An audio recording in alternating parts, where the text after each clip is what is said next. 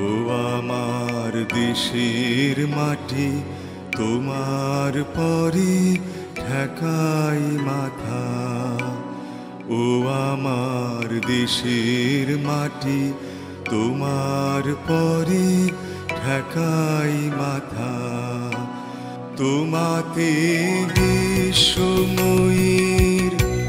তোমাতে বিশ্বমায়ের আঁচল পাতা।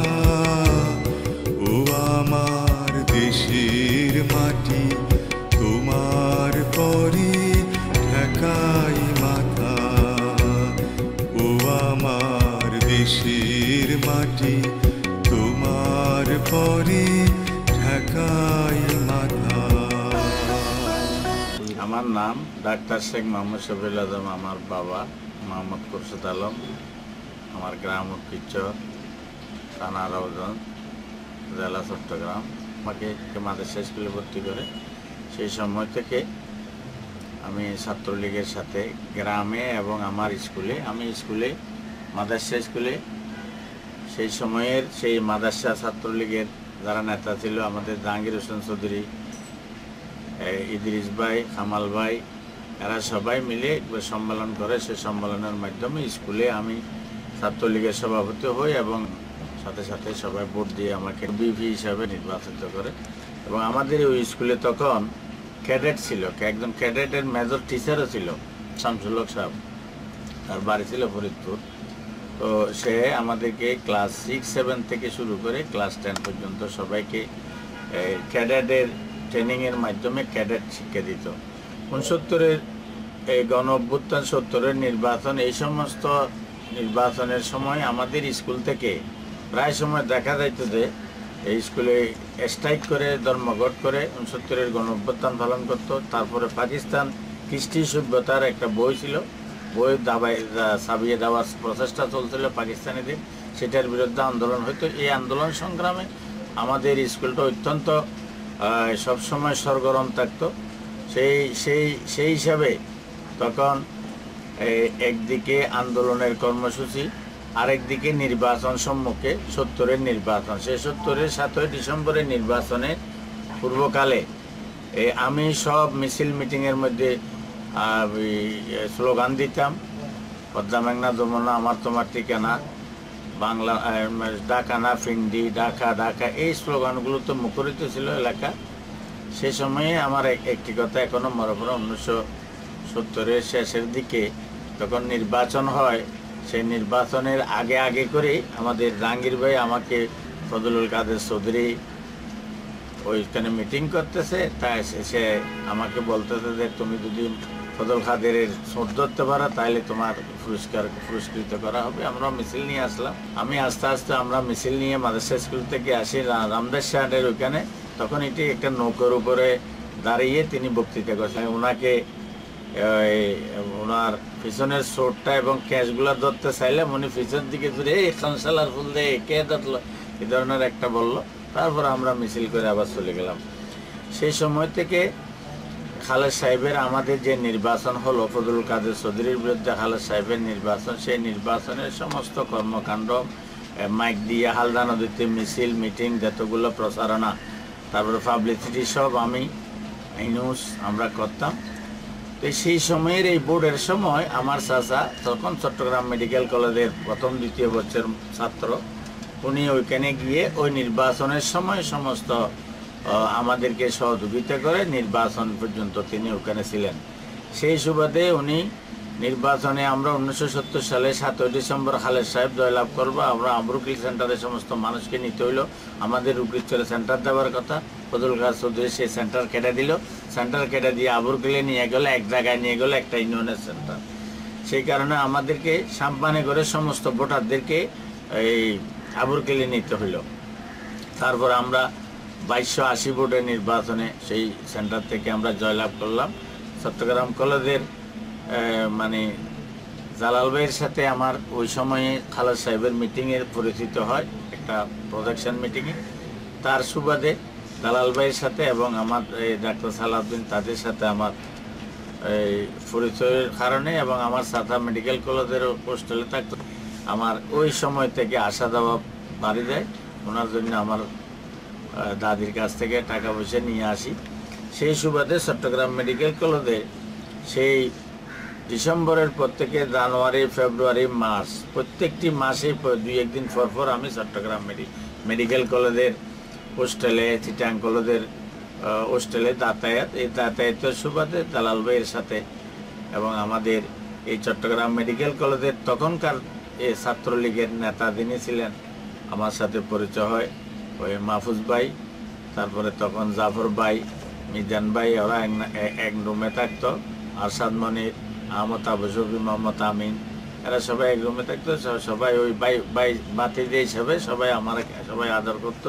সেই হিসাবে প্রত্যেক দিন যাওয়া আসার এক পর্যায়ে দেখি মার্চের দিকে এই মাহফুজ ভাই, সবাই বলা বলি করতে, মাহফুজ ভাই এবং চট্টগ্রাম মেডিকেল কলেজের অনেক ছাত্র আওয়ামী লীগ অফিসের ওইখানে অস্ত্র, ওই বন্দুকের দোকান লুট হইতেছে। সেদিন বন্দুকের দোকান লুট হইতে সবাই বলতেছে, সেখানে গেলেও অনেক বন্দুক তারা লুটটু করে। আমি দেখছি যে সেখানে ওনারা এখানে চট্টগ্রাম মেডিকেল কলেজের ক্যাম্পাসে নিয়ে আসে। পরবর্তীতে ওইখানে আন্দোলন সংগ্রামের সাথে সাথে তারা বিভিন্ন বৈঠক, ছাত্র সংসদের রুমে বৈঠক করতে দেখছি।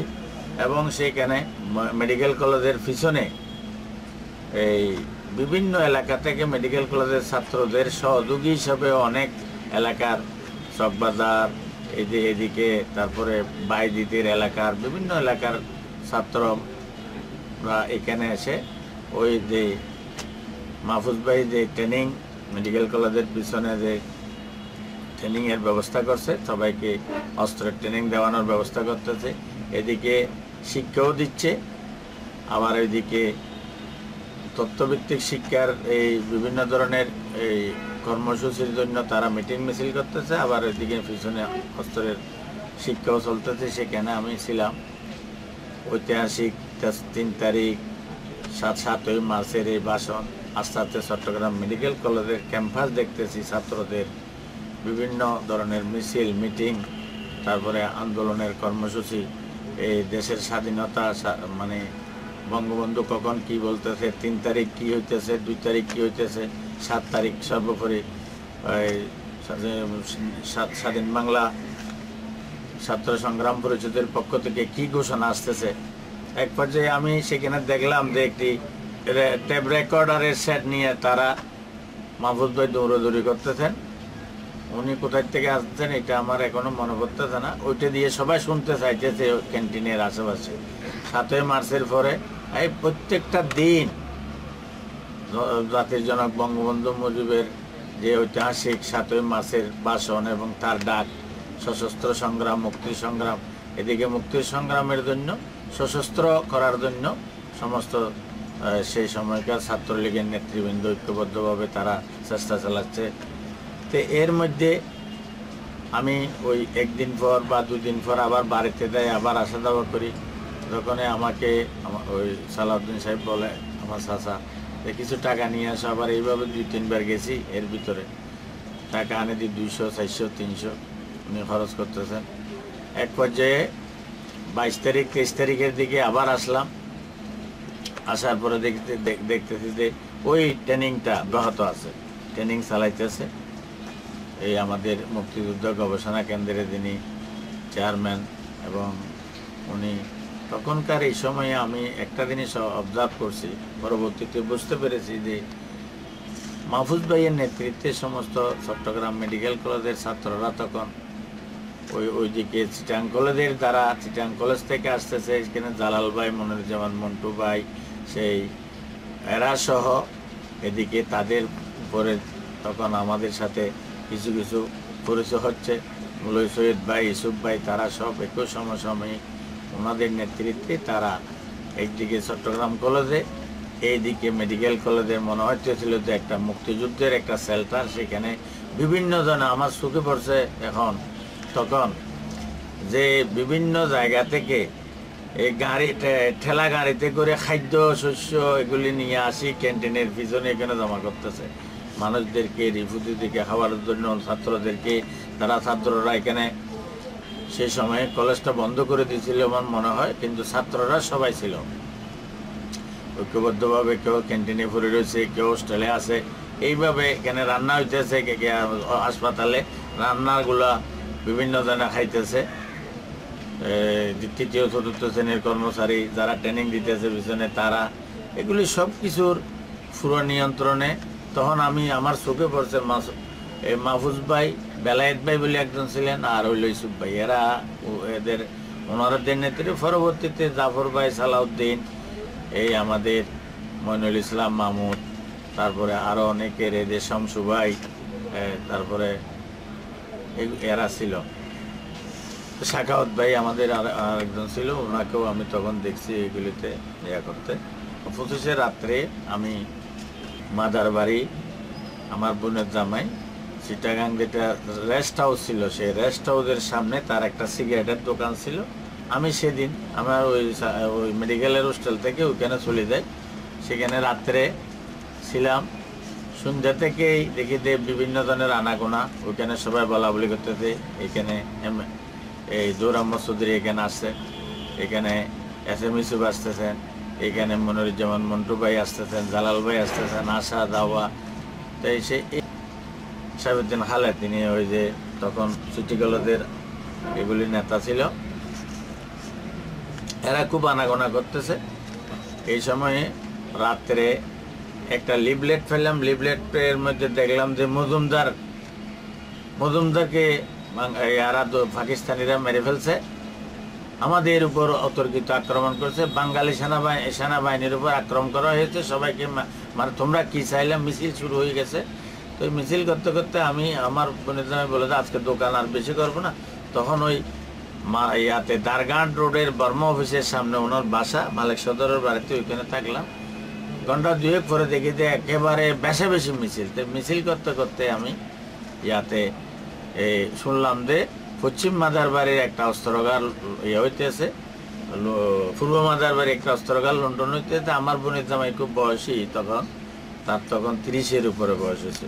তো ওর সাথে আমি গেলাম, যাইয়া ওর হাতে একটা রাইফেল নিল, টোটো রাইফেল, এটা ওই রাইফেলটা আমার হাতে নিয়ে আমি তারপর দিন সকালে ও সহ রিক্সাতে করে আমাকে হোস্টেলে দিয়ে দেয়। আমি বললাম যে আমি এখানে থাকবো না, আমার তাড়াতাড়ি ইয়াতে হোস্টেলে। তো সেই হোস্টেল থেকে জাফর ভাই এবং সালাউদ্দিন আমাকে টাকা দিল, সে টাকা নিয়ে আমি রিক্সাতে করি। তা আমি বাড়িতে সন্ধ্যার ভিতরে পৌঁছে গেছি। তো আমার মা বলতেছে তুমি এতক্ষণ সালাউদ্দিন আসে নাই কেন? আমার ওই দাদিরা বলতেছে ওরা কোথায়, আমরা শুনলাম যে ওখানে যুদ্ধ লাগিয়ে গেছে, মেডিকেলে সব তছনছ করে দিয়েছে। তখন আমি বললাম যে না, এত কিছু হয় নাই। পরবর্তীতে আবার 28-29 তারিখের দিকে 2-3 দিন আমার সাথে ওনার দেখা হয় নাই। ওরা 29 তারিখের দিকে মুদনাঘাটে খবর দিছে আমাকে। আমি মুদনাঘাটে দেখলাম উনি একটা জিপ চালাইতেছে, আমাকে ডাকছে। আমি, ইনুস, আবু তাহের, আমরা ওনার গাড়িতে চললাম। সরি, উনি ইয়াতে দায়িত্বে ছিল চন্দ্রকোনার দিকে। ওইখানে তেলের অভাব ছিল ওনাদের, তো তেল নেওয়ার জন্য চন্দ্রকোনা একটা ইয়াত ছিল, ওই পেট্রোল পাম্প থেকে তেল নেওয়ার জন্য। পথের মধ্যে মরিয়মনগর পার হইতে হাতের বামে এই আমাদের এই ইয়াটা, এই জিপটা উল্টে যায় ইয়া সালাউদ্দিনের বাম হাতের ট্রেনে সব কিছু ইনভিট হয়ে যায়। আমিও মাথার এখানে ব্যথা পাইছি। পরে আমরা বাড়িতে চলে আসি। বাড়িতে প্রায় আমরা বেশ কয়েকদিন ছিলাম। সেই সময়ে আমাদের উর্কিচ্ছর উচ্চ বিদ্যালয়ে 30-এর পর থেকে শুরু করে রিপুদিরা, শরণার্থীরা এসে অনেক শরণার্থী জমা হয়ে গেছে। আমার বাবা আজকে মারা গেছেন, উনি তখন ওই এলাকার মানুষজন খুব গরিব ছিল। আমার বাপ গোলা খাটে, গোলার থেকে দান দিয়ে, দান সুরাইয়া সবাইকে খাওয়াইছে, এবং আমার মাও তো কিছু কিছু লোকদেরকে রান্না করে দিয়েছে। ওই আমার দাদিটা তখন তো প্রায় বুড়ো হতে, তো সে কিছু করতে পারতো না, ঘরে কেউ ছিল না। আমার মা এবং আমার এক চাচি তারা এইসব কিছু করে রান্না করতো। আমার বাপের কথা মনে হতো। এই সময়ে আমরা বেশ কিছুদিন এই উর্কিচ্ছর উচ্চ বিদ্যালয়ের উপরের তলায় আমাদের আরেক চাচা ছিল, ক্যাডেট কলেজের ছাত্র, সেও বাড়িতে গেছে। সে খুব ট্রেনিং জানতো। সে কি করছে, বাঁশ দিয়ে রাইফেল বানাইছে। আমার এই রাইফেল আছে, আবার ওর রিভলভার আছে, এগুলি নিয়ে সে গেছে ওইখানে। তো তারপরে বেশ কিছু ছাত্র ক্লাস 8, 9, 7 ফরতে এইরকম ছাত্র, তারপরে কিছু কৃষক, কিছু শ্রমিক সবাই ডাকি, প্রায় 30-40 জনকে ট্রেনিং দেওয়াইতে। এক পর্যায়ে সালাউদ্দিন অ্যাক্সিডেন্ট একটু শুকিয়ে আসে আমাদের এই অঞ্জুরগুলো, তখন আবার উনি বলে যে না এখানে থাকবো না, আমরা ইয়াতে যাবো।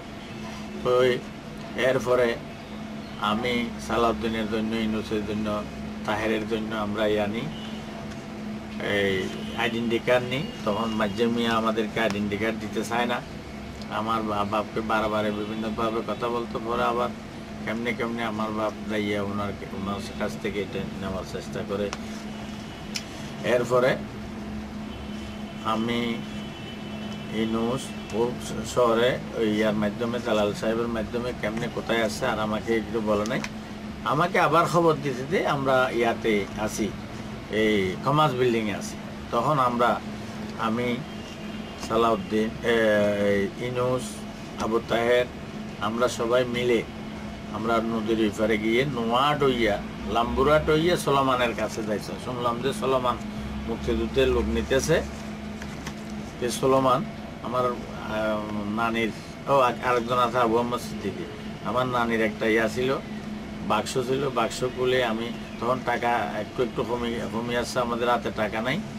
বাক্সটা খুললে দেখলাম যে 2টা 10 টাকার নোট আছে পাকিস্তানি, ওই নোটগুলো নিয়ে আমরা আগের কথা মতো ওই সলমানকে দিলাম।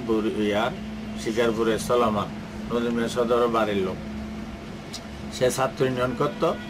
সে আমাদেরকে এই মুক্তিযুদ্ধে নিয়ে যাবে, ইয়া করবে, গাইডের হিসেবে নেওয়ার জন্য সব কিছু ঠিকঠাক। আমি যাব, সব টাইম ফিক্স হয়েছে। তখন দেখি যে ইউনুস আর ইয়া নাই, এই সালাম নাই। তখন আমি আর আবু আহমদ সিদ্দিক ওর সাথে গেলাম।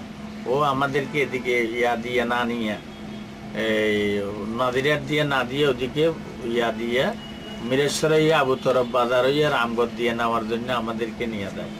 রামগড়ে ওখানে আমাদের সাথে এই নিবে বলি ওখান থেকে উনি যে মানুষকে আমাদেরকে তুলে দিয়েছিল, সে মানুষ আমাদেরকে ওখানে ওই তখন বর্ডারের মধ্যে খুব গোলাগুলি চলতেছিল।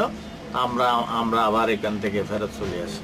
পরবর্তীতে আবার যখন ওই সালাউদ্দিন যাইয়া ওই মানে ইয়া করে গাইডার ঠিক করে দিছে, তখন আমরা যাই রামগড়ের উপরে যাইয়া আমি গেছি। তখন আমি ইয়াকে ভাইছি, এই মুশারফ ভাই ছিল, মনিরুজ্জামান মন্টু ভাই ছিল। তো আমারে ওই আগে মন্টু ভাই সালাউদ্দিন, মন্টু ভাই আর সালাউদ্দিন দুজন খুব ক্লোজ ছিল।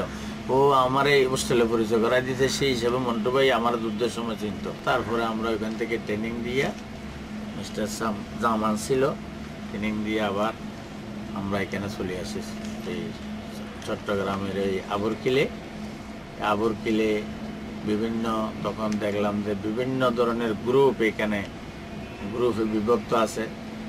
সেখানে টাউন গ্রুপের বিভিন্ন আছে। আমরা শুনলাম আমাদেরকে সেখানে বলা হচ্ছে যে এখানে আবার থানা বেসিক, মুক্তি FF ছিল, আবার ওই BLF ছিল, বাংলাদেশ লিবারেশন ফ্রন্ট, বিভিন্ন ভাগে ভাগ হইয়া ওখানে দেখেন শেল্টারে আসলাম। তখন দেখলাম যে মুক্তিযোদ্ধাদের বিভিন্ন কর্মকাণ্ড বিভিন্নভাবে বিভক্ত হয়ে বিভিন্নভাবে গ্রুপ ভিতরে ঢুকছে, আবার যাচ্ছে, আবার আসছে।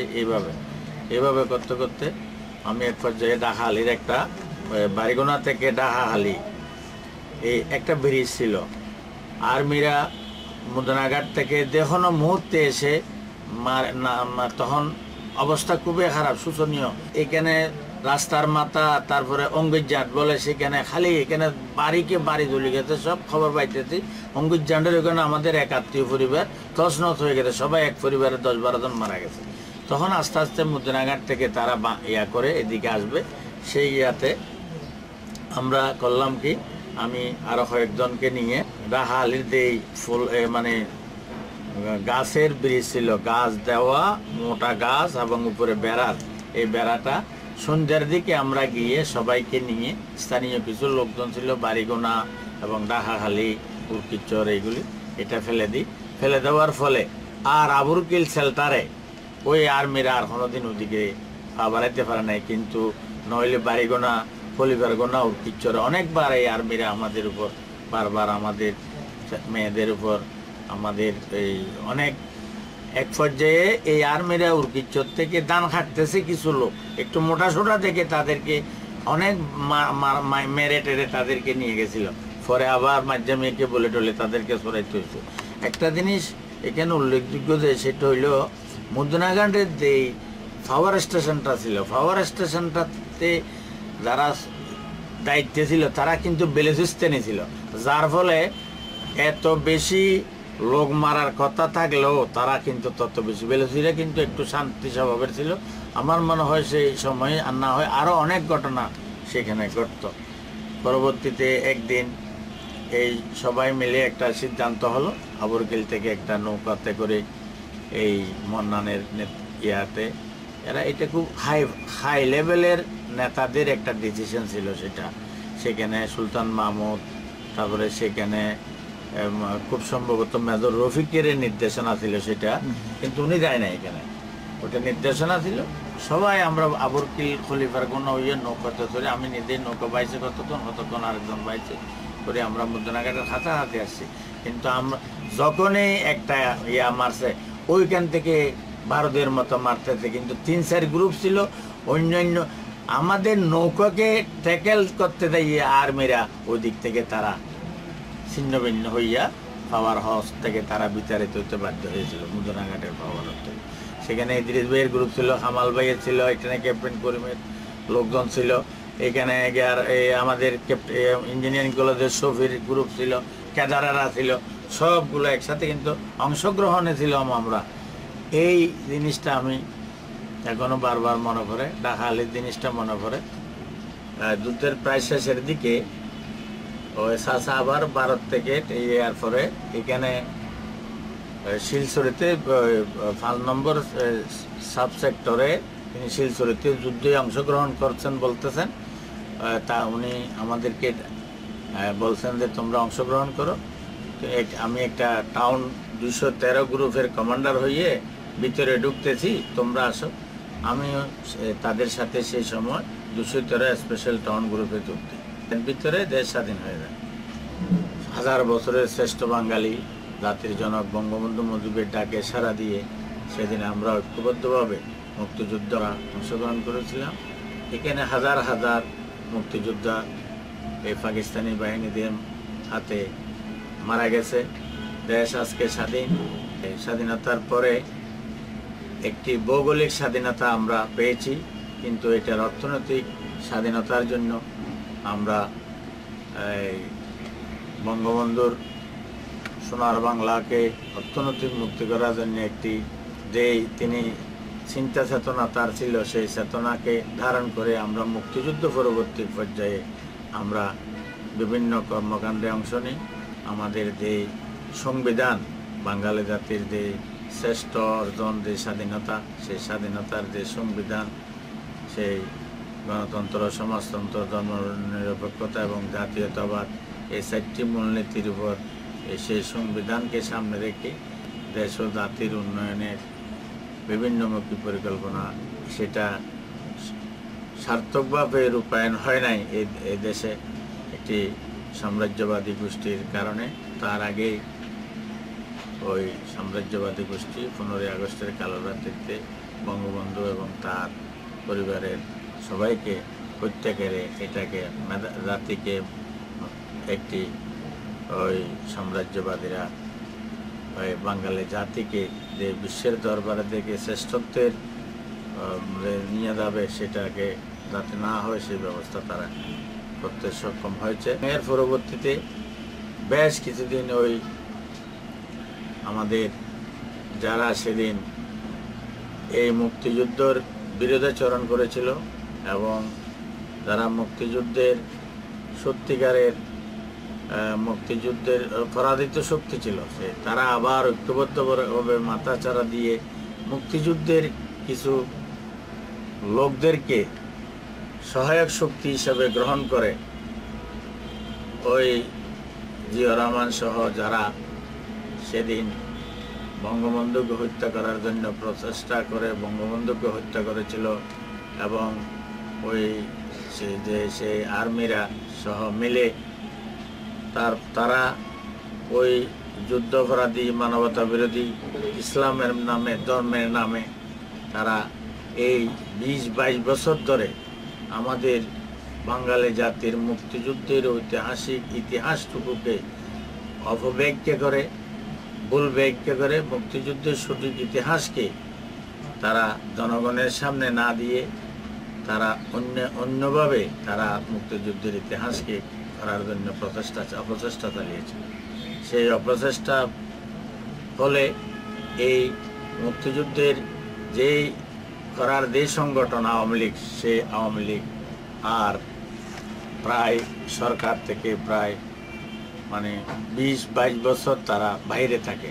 জাতির জনক বঙ্গবন্ধু কন্যা জননেত্রী শেখ হাসিনা সে 96 সাল এবং 2008 সালে আবার বাংলার মানুষের তিনি ম্যান্ডেট নিয়ে সেই ম্যান্ডেট পূরণ করার জন্য জাতীয় স্বাধীনতা হত্যাকাণ্ডের বিচার সম্পন্ন করে, বঙ্গবন্ধুর হত্যাকাণ্ডের বিচার সম্পন্ন করেছে এবং যুদ্ধাপরাধীদের বিচার কার্য সম্পন্ন করার শেষ পর্যায়ে যে লক্ষ্য নিয়ে জাতির জনক বঙ্গবন্ধু কন্যা জননেত্রী শেখ হাসিনা 2008 সালের পরে গত 5-6 বছর ধরে একটি তথ্যভিত্তিক এবং পৃথিবীর বিশ্বায়নের সাথে তাল মিলিয়ে দেশকে সমৃদ্ধির পথে এগিয়ে নেওয়ার জন্য যে ম্যানিফেস্টো, যে চিন্তা চেতনা এবং যে ডিজিটাল বাংলাদেশের স্বপ্ন দেখছেন, সেই স্বপ্নের অংশীদারি হয়ে আমি বিএমএ চট্টগ্রামের প্রেসিডেন্ট হিসাবে এবং স্বাধীনতা চিকিৎসক পরিষদের প্রেসিডেন্ট হিসাবে, রেড ক্রিসেন্টের চেয়ারম্যান হিসাবে আমি আমার সেই কাঙ্ক্ষিত লক্ষ্য হলো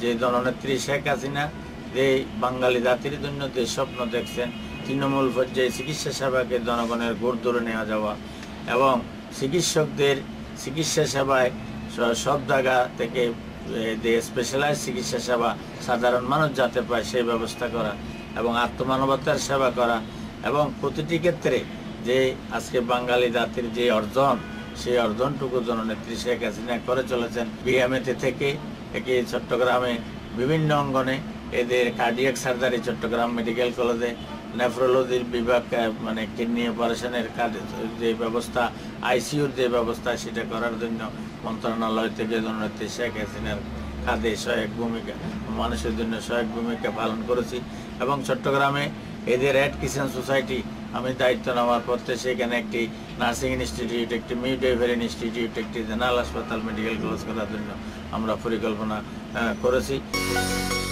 তুমি মিশেছো মোর দেহের শানে, তুমি মিলেছো মোর প্রাণে মনে, মিশেছো মোর দেহের শানে, তুমি মিলেছো মোর প্রাণে মনে, তোমারই শ্যামল বরণ কোমল মূর্তি মর্মে গাথা, ও আমার দেশের মাটি তোমার পরে ঠেকাই মাথা।